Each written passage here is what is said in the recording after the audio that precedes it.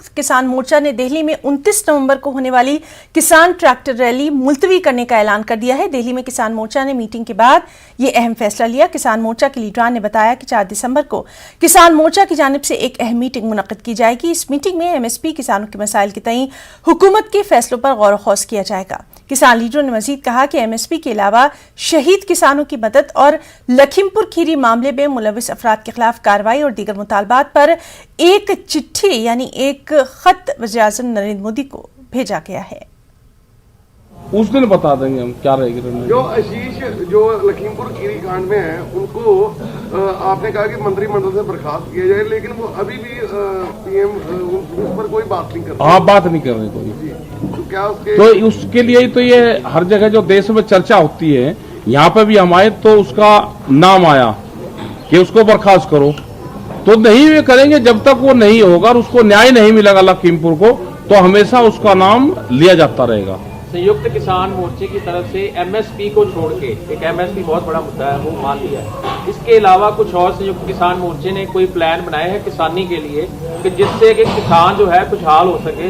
जैसे अमृतसर की अगर बात करें बॉर्डर की, बॉर्डर के यहाँ पे खुल जाता है तो यहाँ से टमाटर, सब्जी और जो चीजें हैं बहुत ज्यादा पाकिस्तान में जा सकती है, उससे आगे भी जा सकती है, लेकिन यहाँ पे बीजेपी उसको खोलने को तैयार नहीं है। सुरक्षा तो नमक भी बंद करते, वही नमक क्यों आ रहा है वहां से सेंधा नमक सारा वो पाकिस्तान का खा रहे, उसको भी बंद करते हैं।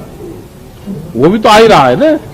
मतलब हमारे किसान का टमाटर नहीं जा सकता, यहाँ से जो सब्जी वो जा सकती है वो बंद है, लेकिन वहां से सामान आ सकता है। तो इसका मतलब क्या होगा कि वहां को फायदा देना चाह रहे हैं और अपने किसान को नुकसान देना चाह रहे हैं। यही तो हम कह रहे हैं कि अपने देश के किसानों को बीजेपी मारना चाहती है, इनकी जमीनों को छीनना चाहती है। वो एक बड़ा प्लान है कि ये किसान जमीन से तंग आके अपनी जमीन बेच दे, ठेके पे दे दे और बड़ी कंपनी यहाँ पे खेती करे। यही तो प्लान है। पाकिस्तान की जनता को फायदा होगा, मोदी सरकार की ये प्लान है, लेकिन हिंदुस्तान का किसान का फल फ्रूट वो वहां ना जा सके, तो इसीलिए रोक है।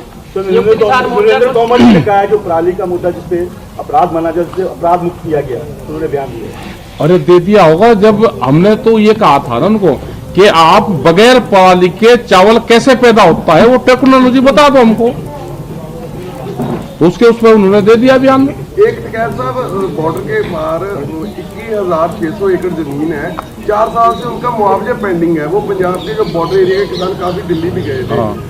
इस विषय पे कोई केंद्र से बात हुई, क्योंकि काफी ज्यादा अमाउंट बन गई है। उसमें ये था कि जब ये आंदोलन शुरू हुआ उससे पहले इन किसानों की बातचीत होनी थी होम मिनिस्टर से, बीच में ये आंदोलन छिड़ गया और उस संबंध में बातचीत नहीं हो पाई।